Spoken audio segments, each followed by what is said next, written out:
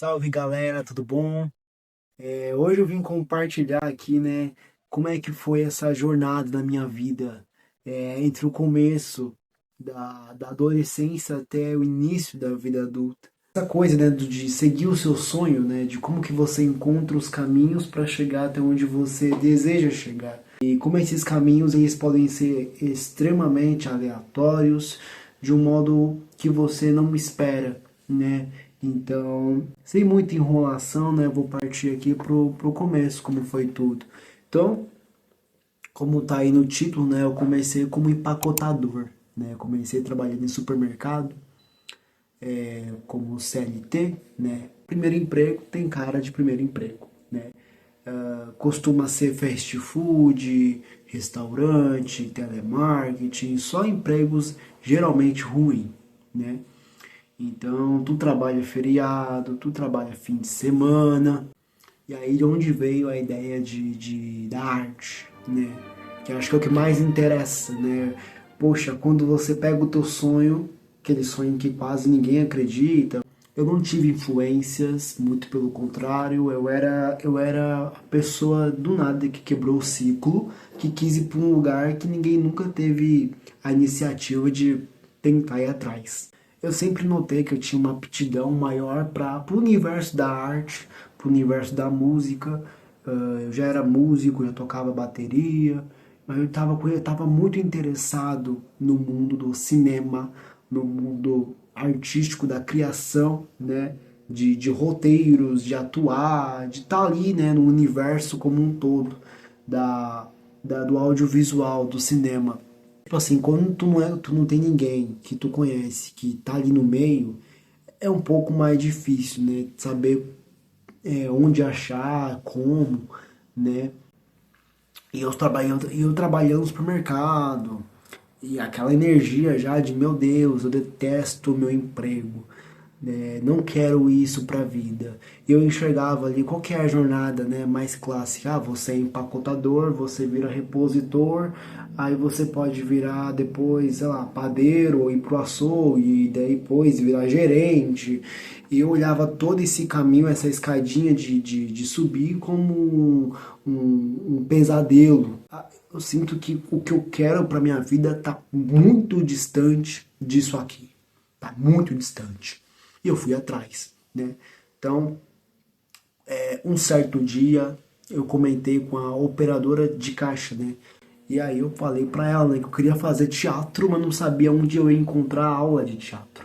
E ela me falou que tinha um centro cultural, né, próximo que tinha aula de teatro. Então, tudo começou ali. Mas isso foi na pandemia, cara. Então, assim, eu tive 3 ou 4 aulas de teatro, pouquinha gente, lugar pequeno, a maioria nem queria sequer virar ator.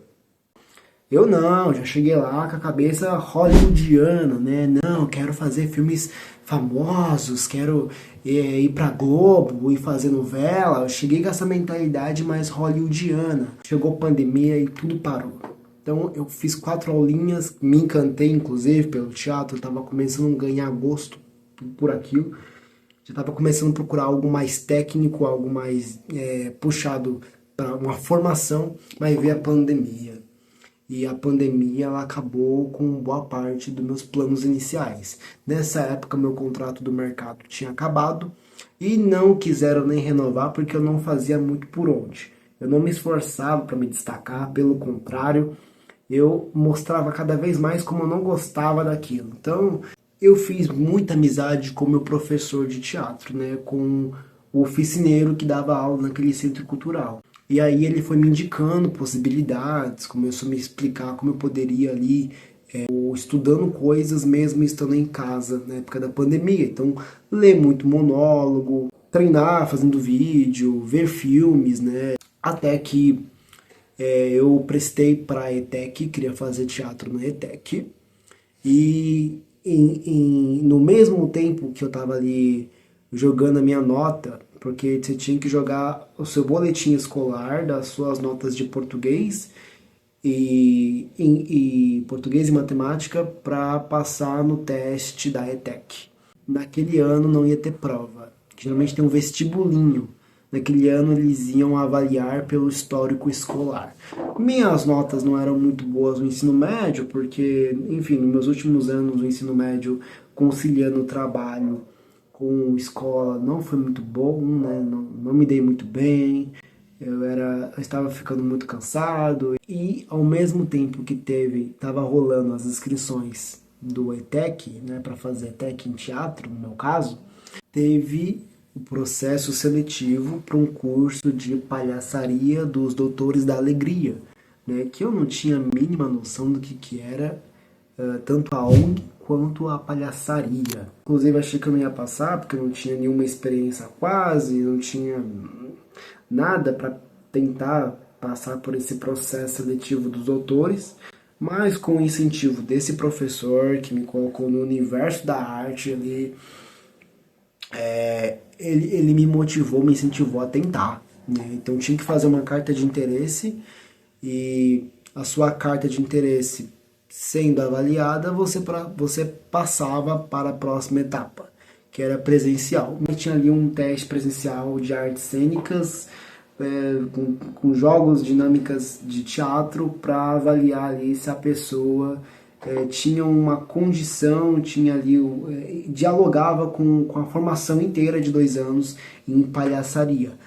Infelizmente, como eu falei, as minhas notas eram baixas na escola, o suficiente para passar na matéria.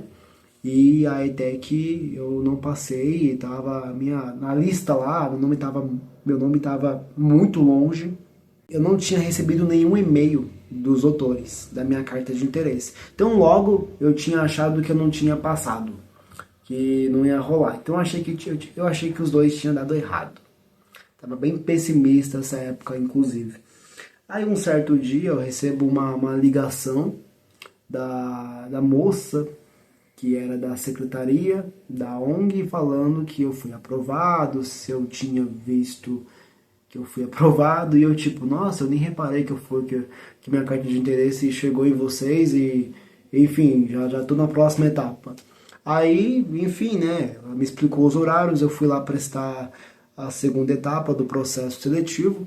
Como eu estava dizendo, era alguns exercícios de teatro. Teve uma conversa, uma entrevista após os exercícios de teatro, né?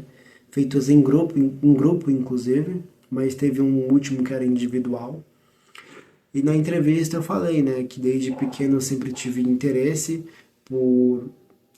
pela comicidade, né? Por personagens cômicos, por filmes e séries cômicas, e minha maior referência até hoje era o seriado Chaves, né? E o Mister Bean. E eu destaquei bem isso, dei bastante ênfase porque eles sempre foram minhas referências. Inclusive eu acho que esse foi o meu diferencial, eu acho que isso que apelou mais pro lado que eu tinha potencial de estar ali, porque aquilo dialogava muito com o que eu queria, né? Que mesmo com pouca experiência em teatro, eu tinha vontade, eu tinha desejo, eu tinha um potencial de aprimorar e de me formar nessa área. Fiz a formação, que palhaçaria é algo ainda muito fraco em termos de ser conhecido, né? As pessoas não entendem a dimensão do que é palhaçaria. Palhaçaria, como eu falei, era uma formação de 2 anos. E ainda era o básico, se eu fosse parar para pensar no repertório, na quantidade de coisas que se estuda como palhaço, de habilidades do circo, acrobacias, construir o palhaço. E como Doutores Alegria, uma breve descrição, eles são uma ONG de palhaços que trabalham em hospitais e eles têm um curso voltado para o público jovem adulto, né, do 17 até 25 anos.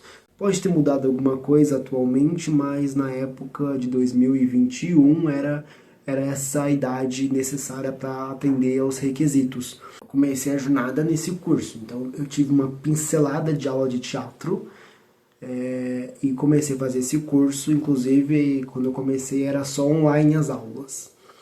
As coisas foram melhorando com a vacina, enfim, né, as coisas foram voltando ao normal E as aulas de teatro na minha cidade voltaram, só que ao invés de eu voltar para aquele centro cultural, eu fui, que era do meu bairro, eu fui fazer aula, mas já não era mais aula, eu já estava meio que inserido em um grupo no centro cultural da cidade, ou seja, o centro do centro, né? O centro principal, o mais popular da cidade, né?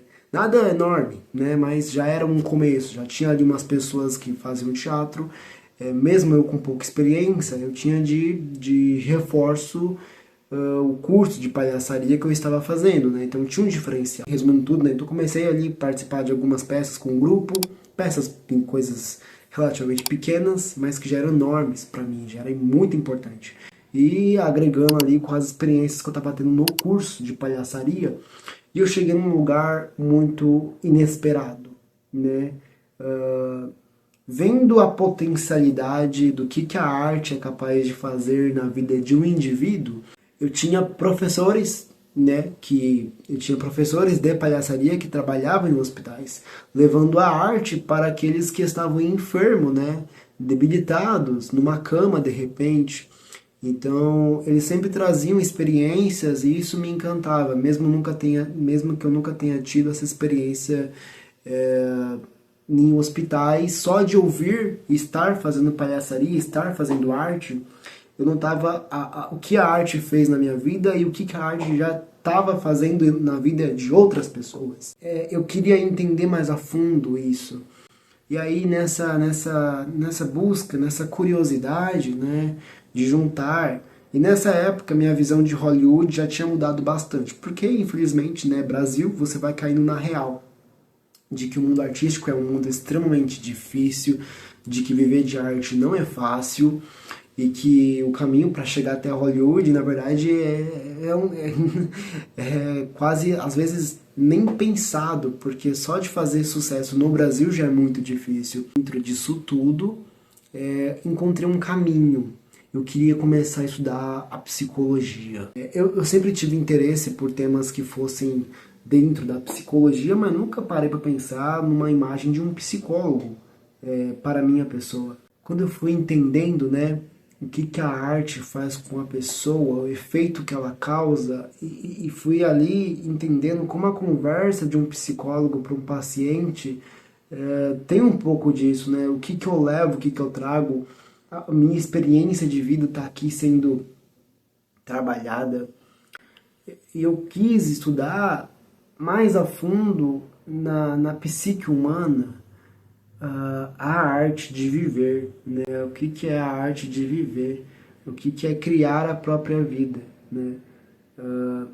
Como que eu componho a minha vida, como que eu escrevo o roteiro que eu vou viver, ou que eu vou tentar seguir ao máximo possível. Enfim, né? A parte artística da vida em si, que é um campo muito mais filosófico, coisa que também me interessava. Então juntou a filosofia, juntou a arte, juntou o diálogo, juntou tudo isso. E eu fui encontrando a psicologia como um caminho que talvez fosse a continuidade para esse caminho que começou no mercado, veio para o teatro, do teatro palhaçaria, da palhaçaria para psicologia. Sou estudante, né? Já estou no 5º semestre. E para além de tudo isso, a coragem de perseguir um sonho, né? A coragem de você às vezes não ter referência, não ter um caminho exato, mas caçar, ir lá atrás, procurar, tá, mas o que dá pra fazer com o que eu tenho? Se eu não tenho o que eu queria ter, o que eu tenho aqui que dá pra fazer alguma coisa pra chegar onde eu preciso? Não é fácil assim, não é linear, pelo contrário, as curvas são grandes, né? Eu tive a pandemia, por exemplo, que eu não aprofundei aqui, mas essas circunstâncias vêm cruzando, vão atropelar você de um modo ou de outro. Mas quando tu coloca ali que tu não quer negociar menos do que o que você quer, tu não quer perder aquilo que você já está desejando, tu arranja maneiras, né? Pode durar um tempinho a mais, pode não ser exatamente da maneira que você planejou, mas vai chegar lá em algum modo ou outro, né? Ou vai chegar em lugares inclusive melhores do que o que você esperava. Então aqui foi mais uma apresentação da minha história, né? Então é isso. Até o próximo vídeo. Tchau, tchau.